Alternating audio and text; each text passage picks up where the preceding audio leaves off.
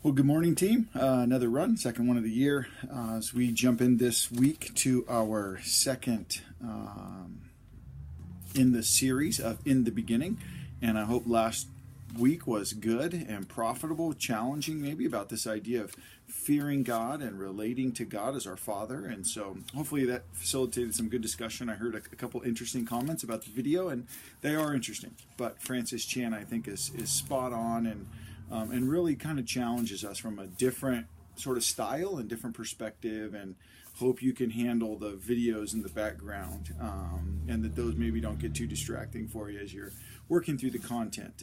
This week's on following Jesus, and again, really a challenge about, just are we actually following Jesus? Are we walking in his steps? Do our lives reflect the things that Jesus commanded us to do? So there's a couple helpful things. I think the questions are good.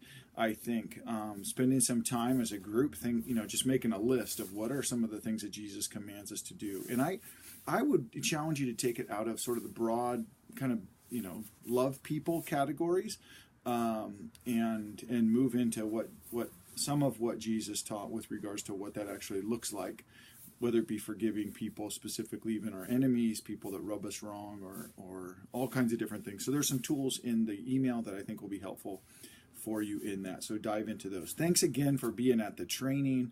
It was beneficial for me, again, to kind of ask myself, okay, why are we doing this? We had group then Sunday night, and we talked about, okay, how are we doing in the area of relationships? And are we coming with who we are? Are we being honest? Are you feeling supported here? And then in the area of discipleship, our second target that we talked about on Sunday, are we moving each other towards increased levels of discipleship? Are we inviting each other, challenging each other, inspiring each other to follow Jesus more closely? And then we talked about mission. How can we be on mission together? Are there some things we could do this winter, this spring together? Are our families on mission in different ways? And so, just celebrating the different ways that we are, as well as challenging each other to be better. So thanks for being there. I left with, again, just an overwhelming sense of how cool it is that you guys are in leadership, that you're leading people from our church, and how blessed our church is to have folks like you that have been called in and have responded and are following Jesus in a real specific way by leading life groups. So thanks so much for that. A couple quick things then. One is the DVDs and small group materials. The questions are going to be at the Welcome Center if you want to pick those up this week.